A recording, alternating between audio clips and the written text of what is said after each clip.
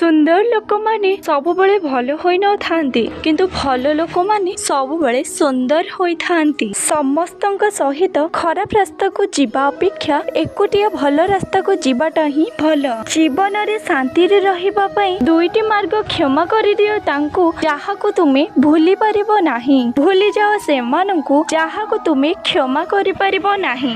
ରାଗ ଥିବା ମଣିଷ ରାଗ ସମୟରେ ତ ବହୁତ କିଛି କହିଦିଏ, କିନ୍ତୁ ରାଗ ଶାନ୍ତ ହେଲେ ସେ ହିଁ ସବୁଠାରୁ ଅଧିକ କଷ୍ଟ ପାଇଥାଏ। ଆବଶ୍ୟକ ହେଲେ କୁହନ୍ତୁ, ନଚେତ୍ ଚୁପ୍ ରୁହନ୍ତୁ। ବାର୍ତ୍ତାଳାପରେ ଯଥା ସମ୍ଭବ ଅନ୍ୟମାନଙ୍କୁ ଉଲ୍ଲେଖ କରିବା ଠାରୁ ଦୂରେଇ ରୁହନ୍ତୁ।